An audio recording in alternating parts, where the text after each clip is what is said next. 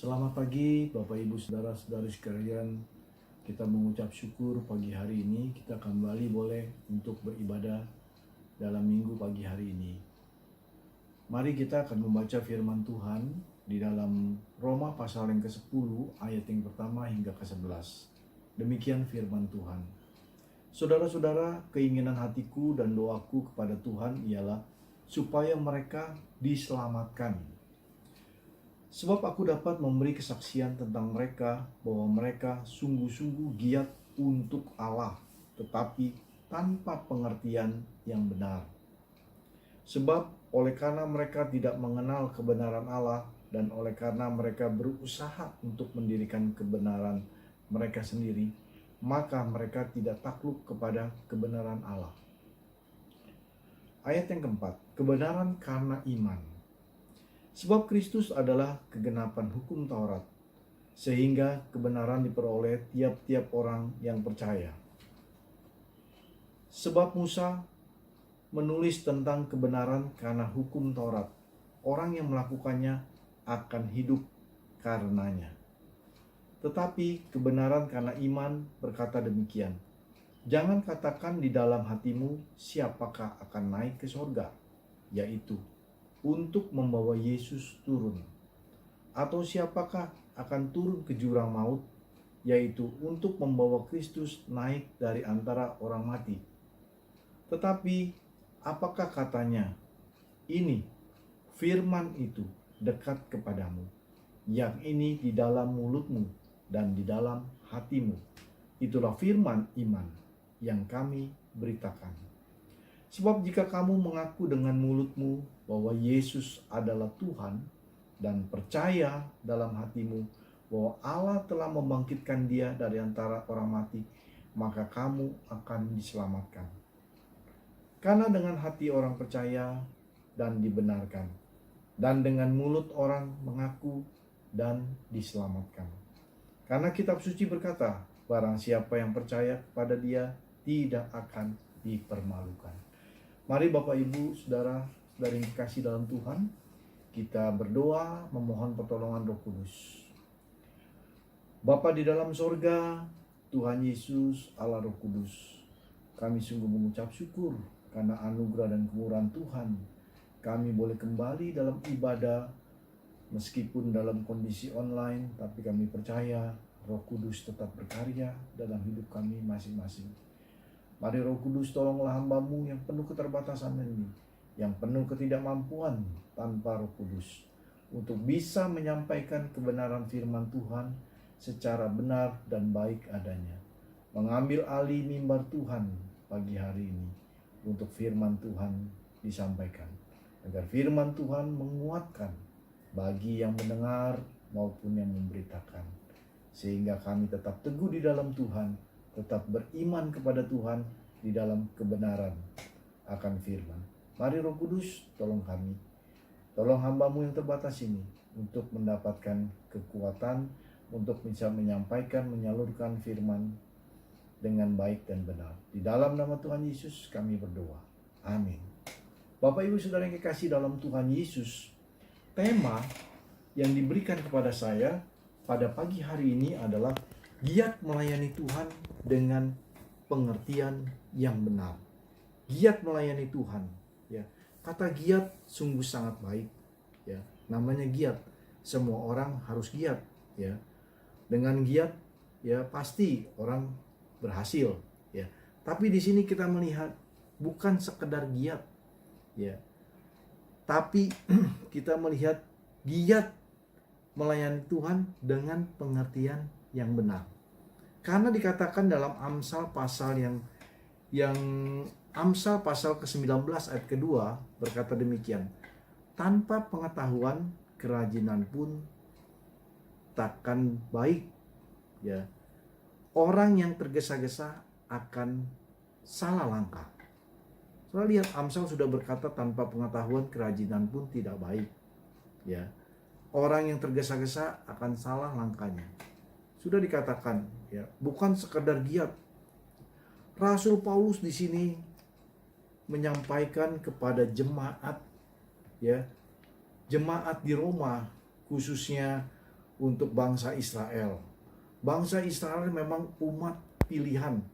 Tapi di dalam pasal ke-9 ya sudah dikatakan pasal yang ke-9, pasal ke-9 ayat 27 berkata demikian. Dan Yesaya berseru tentang Israel, sekalipun jumlah anak Israel seperti pasir di laut, namun hanya sisanya akan diselamatkan. Sebab apa yang telah difirmankannya akan dilakukan Tuhan di atas bumi, sempurna dan segera. Ayat berikutnya 29. Dan seperti yang dikatakan Yesaya sebelumnya, seandainya Tuhan semesta alam tidak meninggalkan pada kita keturunan, kita sudah menjadi seperti Sodom dan sama seperti Gomora. Ayat 30. Keselamatan bangsa-bangsa lain dan kesesatan orang Israel. Jika demikian, apakah yang hendak kita katakan? Ini, bahwa bangsa-bangsa lain yang tidak mengejar kebenaran telah beroleh kebenaran, yaitu kebenaran karena iman. Tetapi bahwa Israel sungguh pun mengejar hukum yang akan mendatangkan kebenaran, tidaklah sampai kepada hukum itu. Mengapa tidak? Karena Israel mengejarnya bukan karena iman, tetapi karena perbuatan. Mereka tersandung pada batu sandungan. Saudara yang dikasih dalam Tuhan Yesus, kita ketahui memang bangsa Israel adalah bangsa pilihan, umat pilihan Allah. Tetapi dikatakan dalam Roma, ya, Rasul Paulus sudah mengatakan tidak semua bangsa itu mendapat keselamatan. Tidak semua bangsa itu mendapat keselamatan.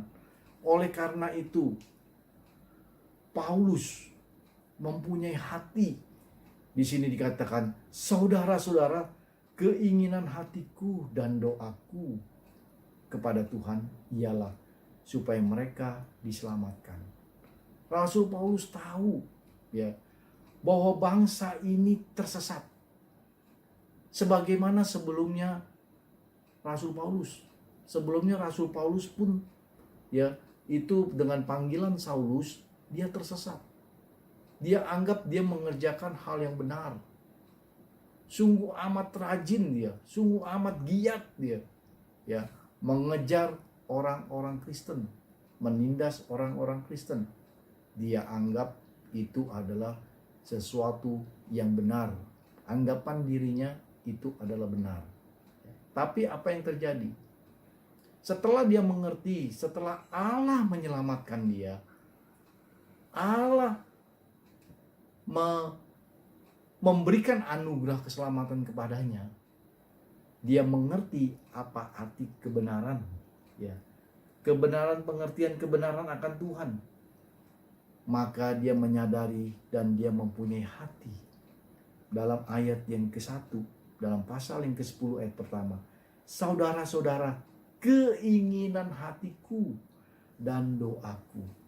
Dia berharap, ya, sekalipun memang mungkin secara kedaulatan Tuhan belum tentu orang-orang itu akan mendapatkan keselamatan, tapi Rasul Paulus mempunyai hati, ya.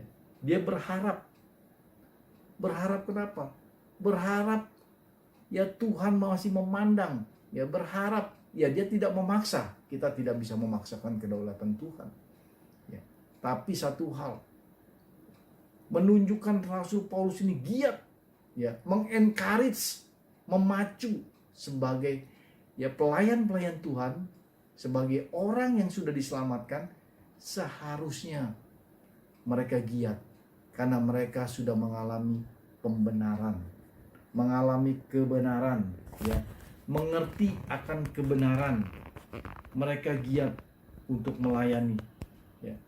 Nah, bangsa Israel, bangsa yang tersesat, di mana kita ketahui bangsa Israel ini, mereka sudah dikatakan pada ayat pasal ke-9 tadi, ya, pasal yang ke-9, ya, dikatakan dari ayat yang ke-27 bahwa Yesaya sudah mengatakan, dan Yesaya berseru tentang Israel, sekalipun jumlah anak Israel seperti pasir di laut, namun hanya sisanya akan diselamatkan.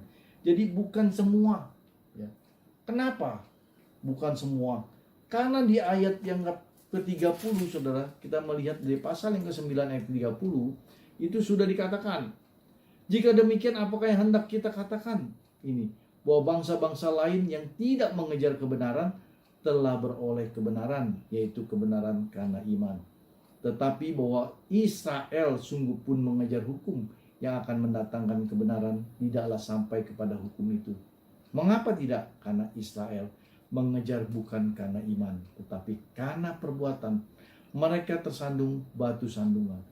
Saudara, karena perbuatan mereka, mereka menganggap dengan perbuatan mereka itu menjadi suatu keselamatan. Perbuatan mereka menyelamatkan. Tidaklah demikian, tidaklah bisa, ya. Oleh perbuatan baik mereka untuk mencapai keselamatan, mencapai kebenaran, ya. Jadi Israel itu secara bangsa yang merupakan bangsa yang gagal, ya. Walaupun kaum pilihan, tapi mereka mementingkan perbuatan baik untuk mencapai kebenaran. Maka Paulus berharap agar mereka yang telah berdosa supaya mendapat keselamatan.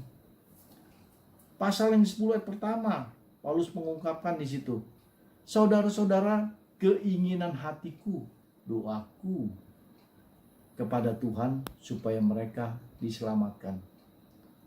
Saudara, di sini dikatakan kata saudara-saudara.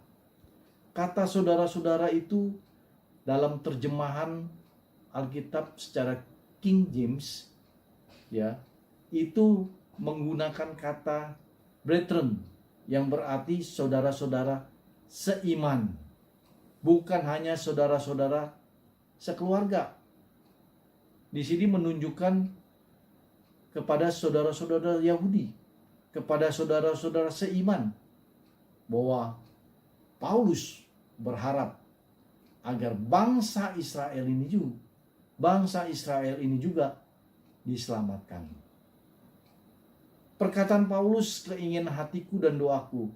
Kata keinginan hatiku dan doaku, sudah tahu keinginan hatiku, ya, itu suatu pengharapan, sesuatu hal yang baik yang diharapkan agar bangsa ini mendapat keselamatan yang berasal dari Tuhan Yesus, ya. Diselamatkan berasal dari hatinya. Hati merupakan, kalau saudara lihat, ya, yang terdalam merupakan esensi inti hidup. Segala sesuatu berasal dari hati.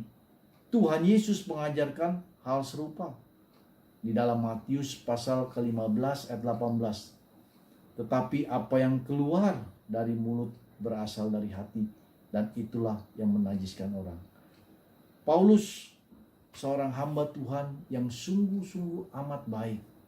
Setelah mengetahui, setelah dia diselamatkan, ya, dia juga inginkan supaya bangsa yang tersesat ini, orang-orang yang tersesat, yang tidak masuk dalam pilihan ini, ya, boleh mereka untuk bisa mengerti akan kebenaran. Jadi bangsa ini terkenal, saudara. Bangsa Israel ini sangat terkenal giat. Benar-benar sangat giat. Sama seperti Paulus. Paulus dia tahu, dia pun sangat giat, ya. Sebelum Tuhan anugerahkan dia keselamatan, dia pun dengan nama Saulus sangat giat, saudara.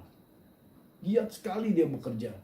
Kalau tidak, mana mungkin dia mendapat karir dan kemajuan yang begitu besar, begitu terkenal, ya. Dia giat, tapi giatnya dia ini tidak dengan pengertian yang benar. Dan Tuhan cepat menganugerahkan kepadanya supaya dia bisa dipakai sebagai alat. Dan benar, hati Paulus, ya, yang tadinya bernama Saulus, Tuhan ubahkan menjadi Paulus. Karena mempunyai hati yang keinginan bukan hanya dia yang diselamatkan, tapi bangsa yang tersesat, bangsa Israel yang sudah nyata tersesat. Apa yang menjadi kesesatan bangsa ini, saudara? Kita tahu bangsa ini tersesat karena di situ dikatakan pasal yang ke-9 tadi, kalau kita kembali ayat yang ke-32 dikatakan Israel mengejarnya bukan karena iman tetapi karena perbuatannya. Jadi mereka bukan karena iman tapi karena perbuatan. Seolah-olah mereka rajin, mereka berbuat baik. Berbuat baik mereka harapkan itu mendapatkan keselamatan, mendapatkan kebenaran. Tapi itulah tidak mungkin. Karena kebenaran yang sejati adalah kebenaran yang berdasarkan pengertian akan di mana mengenal Tuhan dengan benar. Bukan sekedar berbuat baik. Ya. Nah, bagaimana halnya saudara? Ada yang dikatakan dalam firman Tuhan, ya, seharusnya kita berbuat baik. Di dalam Galatia, coba kita membuka Galatia. Firman Tuhan dalam Galatia, kita melihat Galatia pasal yang ke-6 ayat yang ke-9. Nah, di situ dikatakan janganlah kita jemu-jemu berbuat baik, karena apabila sudah datang waktunya kita akan menuai jika kita tidak menjadi lemah. Dan ayat ke-10, karena itu selama masih ada kesempatan bagi kita, marilah kita berbuat baik kepada semua orang, tetapi terutama kepada kawan-kawan kita seiman. Nah, saudara, kita lihat dalam Galatia dikatakan kita harus berbuat baik. Tapi di sini bangsa Israel berbuat baik untuk mendapat keselamatan. Tapi dikatakan tersesat mereka. Nah, bagaimana dengan hal ini? Kita lihat, kalau saudara membaca Alkitab, janganlah kita ambil sepotong, tapi kita baca ayat sebelumnya. Ayat sebelumnya sudah menjelaskan di dalam Galatia pasal 6. Dikatakan pada ayat ke-7, dikatakan demikian. Jangan sesat, Allah tidak membiarkan dirinya dipermainkan. Karena apa yang ditabur orang, itu juga yang akan dituai. Sebelumnya, di sini dikatakan sebelumnya, ayat yang ke-6. Itu sudah dikatakan jangan sesat, supaya kita, saudara dan saya, tidak tersesat. Apa sih sebetulnya? Kok bisa berbuat baik, tapi berbuat baik yang bagaimana? Ayat yang ke-6, dan baiklah dia yang menerima pengajaran dalam firman. Jadi, baiklah dia yang menerima pengajaran dalam firman. Artinya apa? Yang sesuai dengan firman Tuhan. Yang sesuai dengan firman Tuhan, ya, yang artinya pengertian yang benar, ya, dengan pengertian yang benar, ya. Apa sih pengertian yang benar, saudara? Ya, tadi kita sudah membaca, karena apa? Jangan sampai istilahnya di dalam Yesaya 29 ayat 13. Karena kenapa? Karena sekalipun kita rajin, boleh nggak kita rajin? Boleh. Dan sangat diharapkan. Orang yang rajin itu baik, saudara. Tapi di dalam Amsal pun dikatakan, bukan sekedar rajin. Ya. Orang rajin boleh, tapi bukan sekedar rajin. Dikatakan apa? Tanpa pengetahuan, kerajinan pun tak baik. Orang yang tergesa-gesa akan salah langkah. Ya. Akan mencapai salah langkah. Dan ini kita lihat, berakibat apa? Di dalam Yesaya, ya, tadi dikatakan Yesaya 29 ayat 13, kita mengherankan. Dikatakan apa? Tuhan Allah berfirman, oleh karena bangsa ini datang mendekat dengan mulutnya, memuliakan aku dengan bibirnya, padahal hatinya menjauh daripadaku. Dan ibadahnya kepadaku hanyalah perintah manusia yang dihafalkan. Yesaya berkata, jadi ibadah, pengenalan yang benar adalah hati yang sesungguhnya dengan ketulusan. Pengenalan Allah dengan hati yang benar-benar tulus, bukan sekedar istilahnya rutinitas. Kita seringkali rutinitas, saudara. Dalam ibadah rutinitas, ya kan? Dalam mengerjakan sesuatu hanya lewat untuk lewat, tanpa kita merupakan ada hati, ada kerinduan seperti Rasul Paulus. Ada kerinduan dikatakan di dalam Roma pasal yang tadi dikatakan, Roma pasal yang ke-10 di ayat yang pertama dikatakan, saudara-saudara, keinginan hatiku dan doaku kepada Tuhan ialah supaya mereka diselamatkan. Keinginan hati. Hati berarti keinginan hati apa? Suatu kerinduan. Ya, suatu kerinduan. Nah, kalau saudara dan saya di sini dikatakan dalam Yesaya 29 ayat 13, Tuhan Allah berfirman, oleh karena bangsa ini datang mendekat dengan mulutnya dan memuliakan aku dengan bibirnya, hanya dengan mulut dan bibir, tapi hatinya menjauh daripadaku. Bukan dari hatinya, hanya merupakan supaya terlihat, ya, oleh perbuatannya. Tuhan melihat dari yang terdalam, saudara, dari hati saudara dan saya. Itulah pengertian yang benar, ya, bukan sekedar dikatakan di sini, padahal hatinya menjauh daripadaku dan ibadahnya kepadaku hanyalah perintah manusia yang dihafalkan. Hanya rutinitas.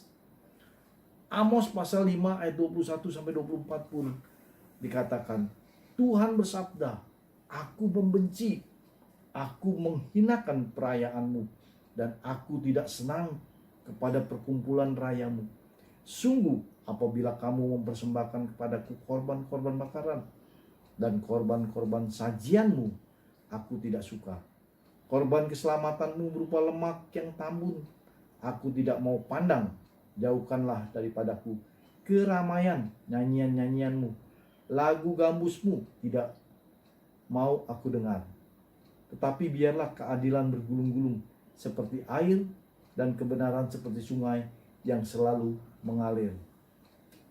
Saudara bisa lihat dua nats ini di dalam perjanjian lama, ya, bahwa inti ibadah sejati, apa yang menjadi inti ibadah sejati, yaitu bersumber dari motivasi hati.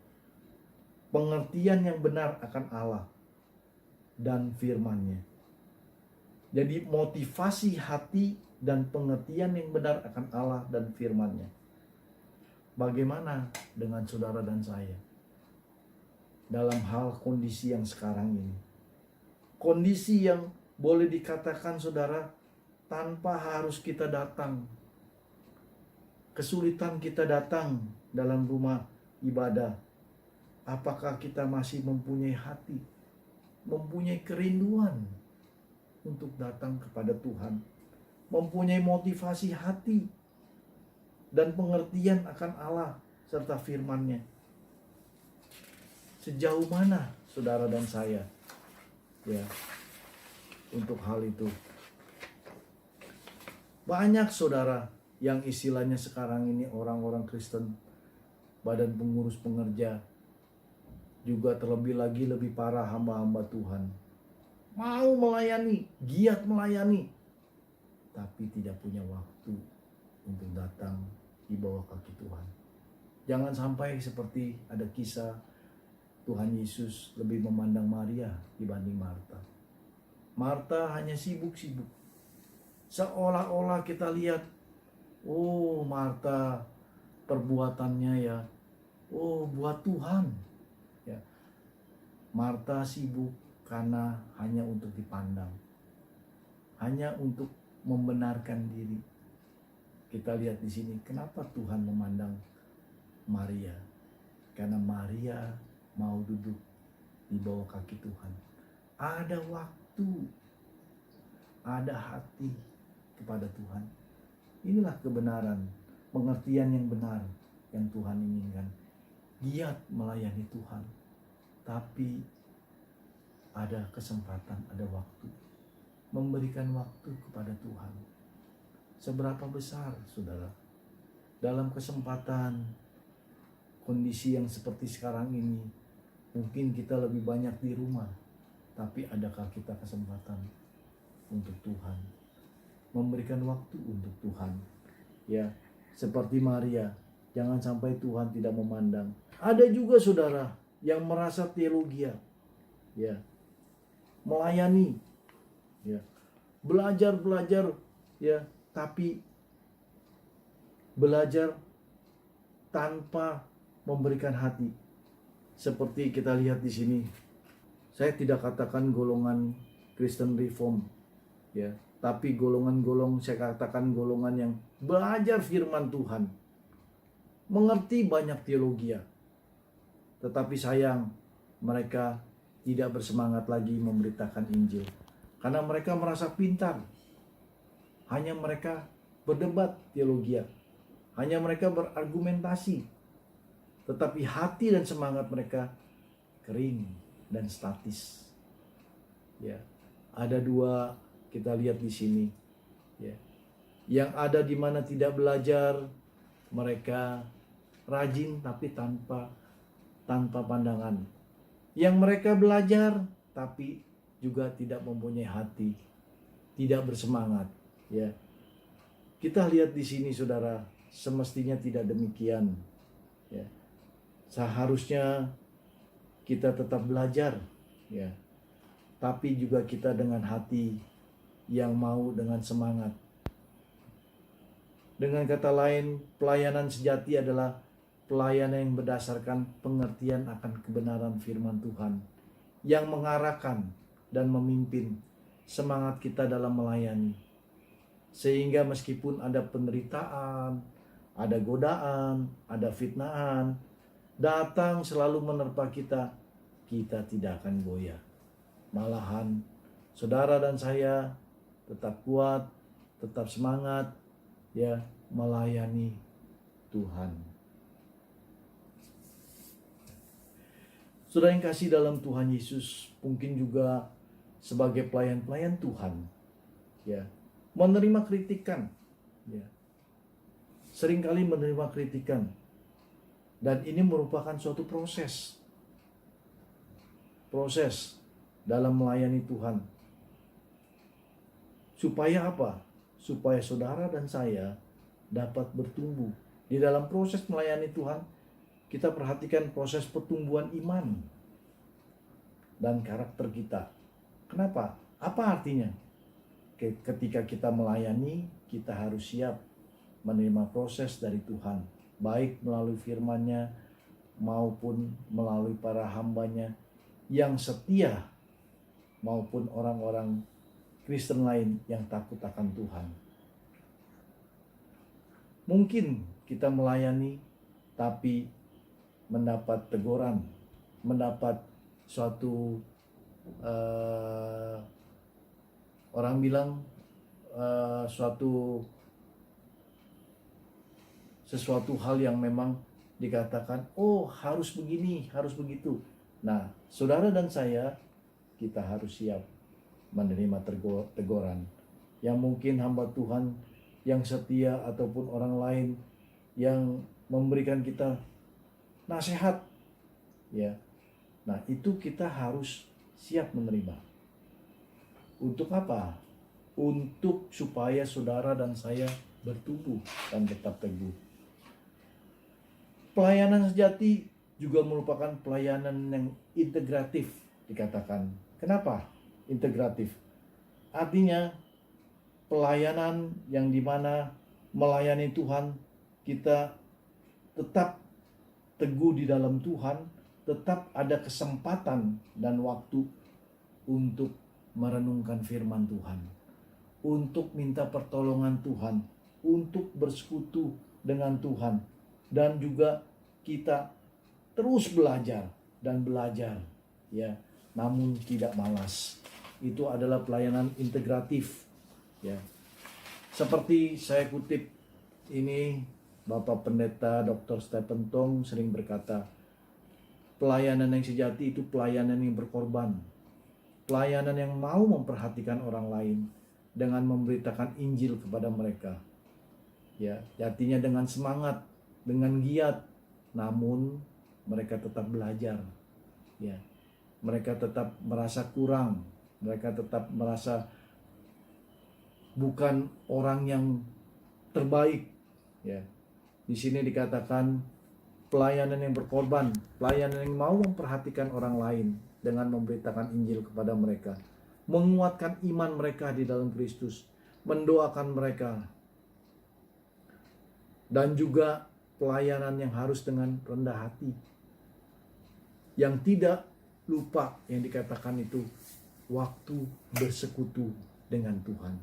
Ada waktu secara pribadi, ya, wujud tindakan yang patuh seorang hamba di hadapan Tuannya, yaitu di hadapan Allah. Pada ayat yang ketiga, saudara, kita lihat ayat yang ketiga.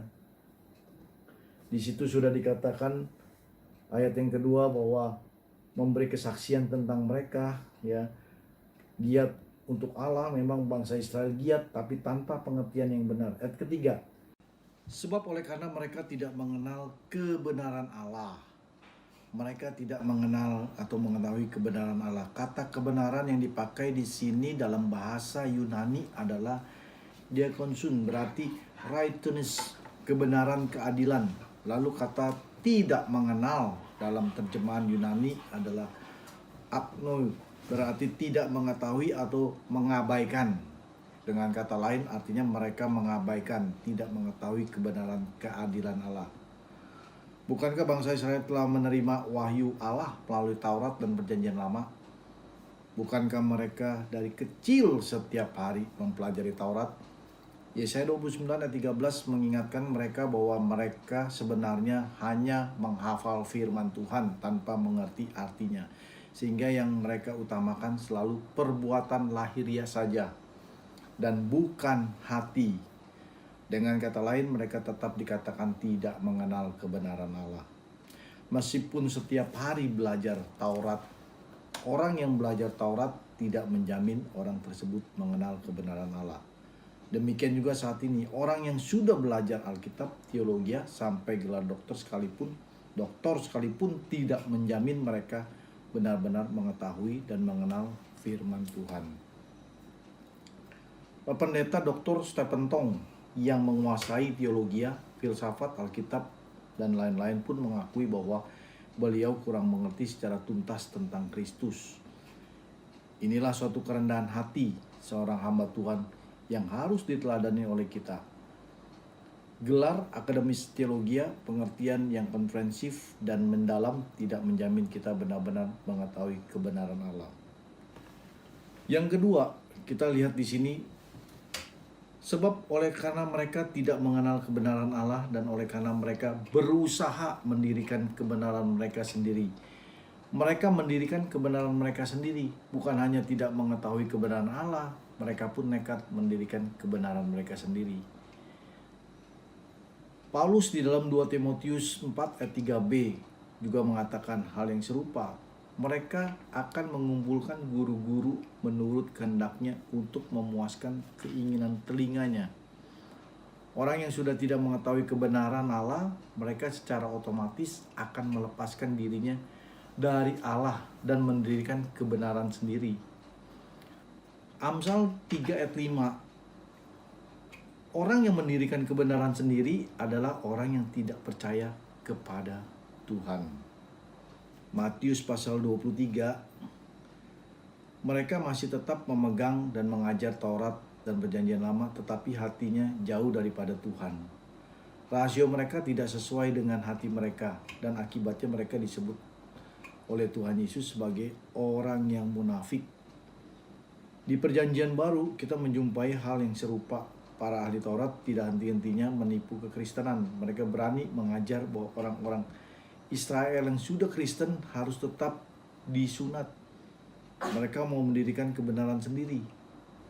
Tetapi puji Tuhan, Paulus menyadarkan kesalahan mereka dan mengajar orang-orang Kristen untuk kembali kepada iman sejati dalam Kristus di dalam Galatia 1 ayat 6 sampai ke 10. Di zaman sekarang ini kita melihat ada suatu bahaya yang sangat mempengaruhi orang Kristen, yaitu inklusivisme agama yang sering kita lihat di sini, seolah-olah mereka tidak berani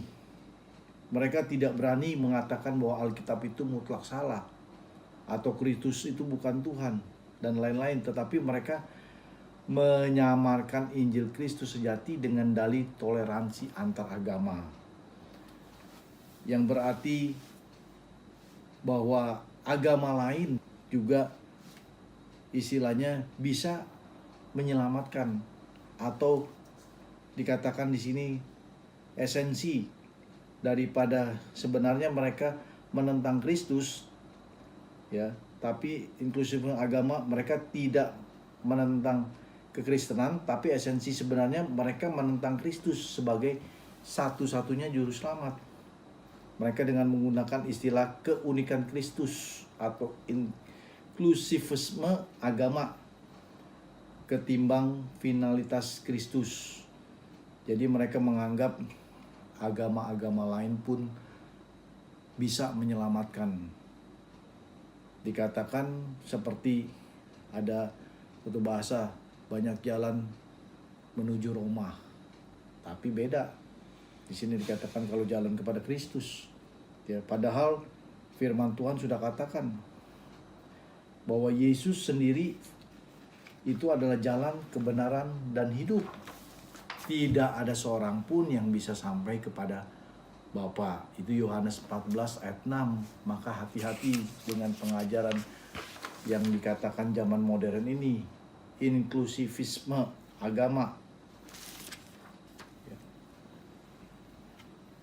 Yang berikutnya adalah maka mereka tidak takluk kepada kebenaran. Mereka yang tidak mengetahui kebenaran Allah, mendirikan kebenaran sendiri. Pada saat yang sama mereka juga tidak takluk kepada Allah dan kebenarannya. Kata takluk di sini dalam bahasa Yunani hopotasso, atau bisa berarti submit atau menomorduakan atau menganggap kurang penting atau mematuhi. Dengan kata lain, umat pilihan Allah sejati adalah mereka yang menaklukkan diri, mereka di bawah Allah. Menaklukkan di sini berarti menganggap diri mereka kurang penting dan menomorduakan diri dan kepentingan diri, lalu menomorsatukan dan mementingkan Allah, firman-Nya dan kehendaknya. Tindakan ini bisa terjadi ketika mereka sudah mengetahui kebenaran Allah, dan mereka bisa mengetahui kebenaran Allah karena mereka telah dipilih oleh Allah sejak kekekalan. Orang yang tidak pernah dipilih Allah akan jelas kelihatan pada waktunya, yaitu meskipun mereka aktif melayani Tuhan, berdoa, dan lain-lain, hidup mereka tidak pernah mentuhankan Kristus, tidak pernah merendahkan diri mereka di hadapannya, dan yang lebih parah, membawa ambisi mereka yang berdosa lalu diklaim sebagai beban visi dari Tuhan. Inilah kita bisa melihat bahwa banyak pengajaran yang menyesatkan, supaya kita bisa mengerti dengan benar akan kebenaran Allah. Dari hati yang sesungguhnya mempunyai kesempatan dan waktu untuk bersekutu dan datang di bawah Tuhan, maka Roh Kudus akan bekerja untuk menjelaskan kepada kita kebenaran yang sesungguhnya. Dari hal yang saudara dan saya sudah dengar hari ini, maukah kita untuk selalu menyisihkan waktu?